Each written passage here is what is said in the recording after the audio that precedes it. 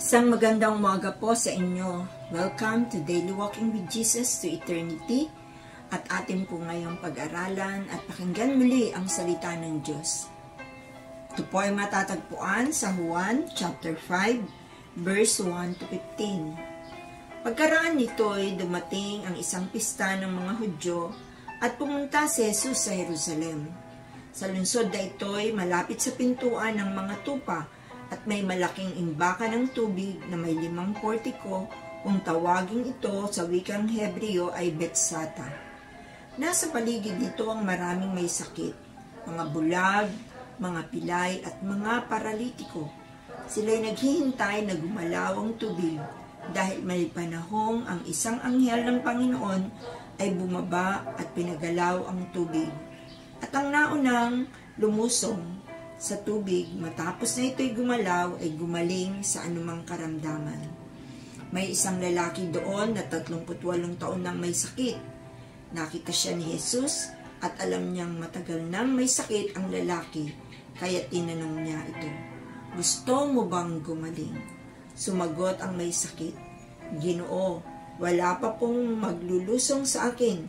Kapag gumalaw ang tubig, papunta pa lang ako, may nauna na sa akin." Sinabi sa kanya ni Jesus, "Tumayo ka, buhatin mo ang iyong higaan at lumakad ka." Noon di gumaling ang lalaki, binuhat ang kanyang higaan at lumakad. Nooy araw ng pamamahinga, kaya't sinabi ng mga pinuno ng mga Hudyo sa lalaking pinagaling, "Araw ng pamamahinga ngayon, labag sa kautusan na dalhin mo ang iyong higaan." Ngunit sumagot siya, "Ang nagpagaling po sa akin ang nagsabing, buhatin ko ang aking higaan at lumakad ako." At siya'y tinanong nila, "Sino ang nagsabi sa iyong buhatin mo ang iyong higaan at lumakad ka?" Ngunit hindi alam ng lalaki kung sino ang nagpagaling sa kanya, sapagkat maraming tao sa lugar na iyon at nakaalis na si Jesus. Pagkatapos nito, nakita ni Jesus sa loob ng templo ang lalaki at sinabihan itong, "Magaling ka na. Magaling ka na ngayon. Huwag ka nang gumawa ng kasalanan at baka masahol pa riyan ang mangyari sa iyo." Ito po ang salita ng Diyos at pagpalain ng Diyos ang kanyang mga salita na ating nabasa sa umagang ito. Nais ko pong ihatid sa inyo ang mensahe na kagalingan patungo sa kabanalan. Ang mga punto po na nais kong ibahagi sa inyo na nakita ko at nais ipahayag sa atin ng Panginoon ay ito. Una po, batid ng Diyos ang ating mga kalagayan. Ng araw na iyon na pumunta ang Panginoong Hesus diretso doon sa templo ng Jerusalem, doon sa ship gate, meron po doong pool na tinatawag na Pool of Betsata or Pool of Bethesda. Dito po sa pool na to ay merong mga taong may mga sakit, lumpo, bulag, bingi, paralitiko, ang nag-iintay ng isang himala na ito ay gumagalaw, kinakalawkaw daw po ng anghel, at kapag gumalaw ang unang makalusong doon ay siyang gagaling. Ang Panginoong Hesus ay nagpunta po doon dahil alam niya na merong isang tao na 38 years nang nahihirapan, desperado, dahilan sa hindi siya makalusong doon sa pool. Siya po ay diretsang pinuntahan ng Panginoong Hesus. Sabi po sa talatang ating binasa ay siya ay pinuntahan ni Hesus. Sabi po doon may isang lalaki. Nakita siya ni Jesus, alam niyang matagal nang may sakit ang lalaki.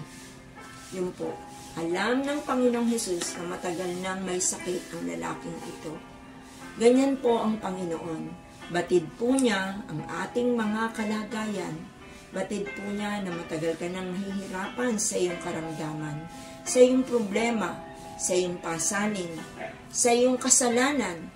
Kaya nga ang Panginoon ay lumalapit at dumudulog sa iyo sa pamagitan ng kanyang mga tinig, katulad po ng mga salitang ito na inyong naririnig.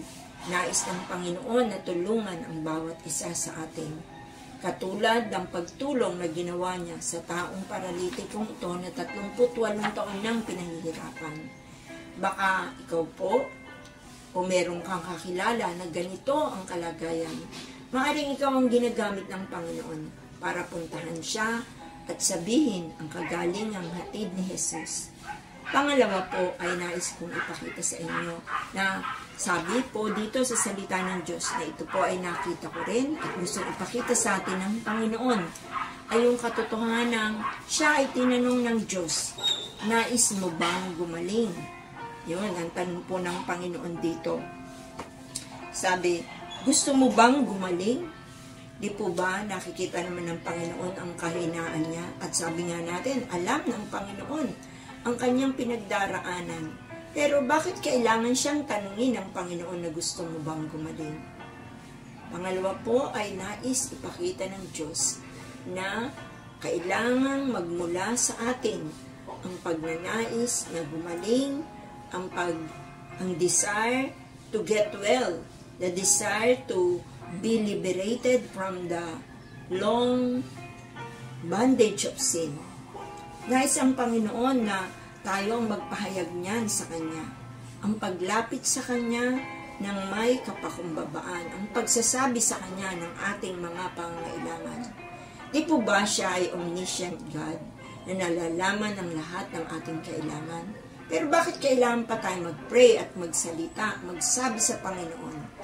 Ito po ay sa kadahilan ng nais makita ng Diyos ang ating pananampalataya sa ating pagsasalita, sa ating pananalangin, sa ating paglapit sa Kanya, at sa ating pagsasabi sa Kanya. Nais niyang makita ang buong pagtitiwala na meron sa ating puso. Kaya tayo ay nagsasabi sa Kanya ng ating kailangan. Ngayon din po ay hindi saklaw ng Diyos ang ating mga desisyon, hindi saklaw ng Diyos ang ating pamimili. Tayo po ang gumagawa ng desisyon na ito, na lumapit at humingi ng tulong sa Panginoon. Kaya gusto man niyang gawin ang mga bagay na naisin niya para sa atin. Nais pa rin tanungin ng Diyos, gusto mo bang gumaling? Gusto mo bang makalaya sa kasalanan? Gusto mo bang matapos na ang paghihirap na dinaranas mo ng iyong kalooban? Gusto mo bang makaranas ng kapatawaran sa iyong kasalanan? Gusto mo bang makalaya sa karamdaman na meron ka sa oras na ito? Tinatanong ka ng Panginoon, gusto mo bang gumaling? Ang sagot po ay sa atin lamang magmumula. Pangatlo po na sinasabi sa atin ng Panginoon dito sa talata ay nung kausapin niya ang lalaking ito na gusto mo bang gumaling, meron siyang iniutos. Ang iniutos niya ay 3 bagay. Tumayo ka, buhatin mo ang iyong higaan at lumakad ka. Dito po sa bagay na ito na sinabi ng Panginoon, 3 utos. 3 utos na parang imposibleng gawin ng taong ito. Pero habang binibigkas ng Diyos ang mga pananalitang iyon, yun po ay mga pananalita na nagbibigay ng kapangyarihan upang tayo ay gumaling at makaalis sa matagal na pagpapahirap sa ating buhay ng anumang bagay na iyan. Tumayo ka, buhatin mong iyong higaan at lumakad ka. Imposible para sa lalaking paralitiko. Pero ito po ay ginawa niya. Nanalig po siya sa salita ng Diyos na narinig niya. Ano ang sinasabi sa iyo ng Panginoon sa tuwinang ikay nagbabasa ng salita niya? Sa tuwinang nakakarinig ka ng mensahe sa YouTube? Alam ko na merong itinuutos ang Diyos. Merong sinasabi. Ang tangi lamang nating dapat gawin ay sumunod sa sinasabing ito ng Panginoon. Ang pagsunod ang siyang magbibigay sa iyo para maranasan mo ang kapangyarihan ng Diyos. Ano ba ang pinagagawa sa iyo ng Diyos? Gawin mo yan at makikita mo that the power of God will be upon you. Nagagawin niya ang kalooban niya para sa iyo. Kailangan lamang ang iyong pagsunod. Dito po sa sinasabi, ang lalaking ito ay agad gumaling. Siya ay tumayo, binuhat niya ang kanyang higaan at siya ay nakalakad. Ito po ay dahil sa kapangyarihan ng Diyos At dahil sumunod siya sa sinasabi ng Panginoon. Sana po kung meron kayong pinag-uutos sa iyo ang Panginoon, sinasabi ng Diyos, iwanan mo ang kasalanan yan. Mahirap na iwanan ang kasalanan yan. Pero, ang dapat lang gawin, sumunod ka sa Panginoon at tutulungan ka at makikita mo ang kapangyarihan ng Diyos. Ang ika-4 na ginawa ng Diyos sa taong ito ay muli silang nagtagpo dahil hindi alam ng lalaki kung sino ang nagpagaling sa kanya. Ang alam niya lang, sinunod niya ang utos ng taong ito, ng Panginoong Hesus. Ang ika-4 po ay nagkita silang muli at ang isang mahalagang bagay na ganap na ginawang muli sa kanya ng Panginoon ay nang sabihin sa kanya ng Panginoon, magaling ka na ngayon, huwag ka nang gumawa ng kasalanan at baka masahol pa riyan ang mangyari sa iyo. Bakit po tayo binibigyan ng kagalingang pisikal ng Panginoon? Ito po ay sa dahilang nais niya na gumawa pa sa ating buhay. Yung pagpapasimula na pagkilos ng Diyos sa iyo. Yung mga himala, mga pag-answer ng mga prayers sa iyo. Ito po ay simula lamang ng pagkilos ng Diyos. Pero may higit na magandang layunin ng Panginoon. Ay iyon ay ang patuloy tayong sumunod sa Kanya at patuloy tayong mamuhay ng may malinis na puso at kabanalan. Ang sabi ng Panginoon, humayo ka at huwag ka na muling magkasala. Magaling ka na ngayon, huwag ka nang gumawa ng kasalanan. Kasi ang kagalingang espiritual ang higit na hangarin ng Diyos sa iyo. Kung naranasan mo ang kapangyarihan ng Diyos nung pinagaling ka niya, nung tinugon niya ang iyong mga panalangin, ang gusto ng Panginoon ay magpatuloy ka. Patuloy mo siyang hanapin sa iyong buhay. Isuko ang iyong buhay sapagkat ang layunin ng Diyos ay ang patuloy mong kabanalan, ang patuloy mong pagsunod sa Kanya at ang patuloy na paglayo sa kasalanan. Napakabuti po ng Diyos sapagkat hindi pa natatapos ang gawain niya sa atin.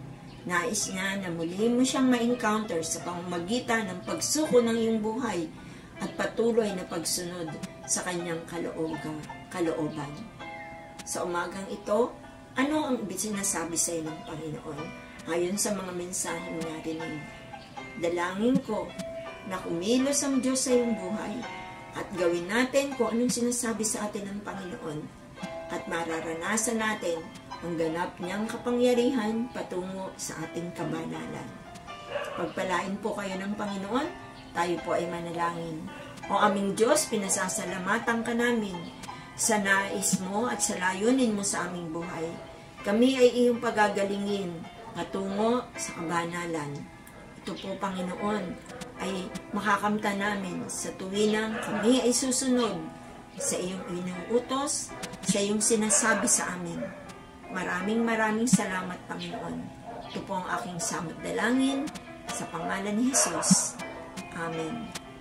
God bless you and see you again tomorrow for our daily walking with Jesus to eternity.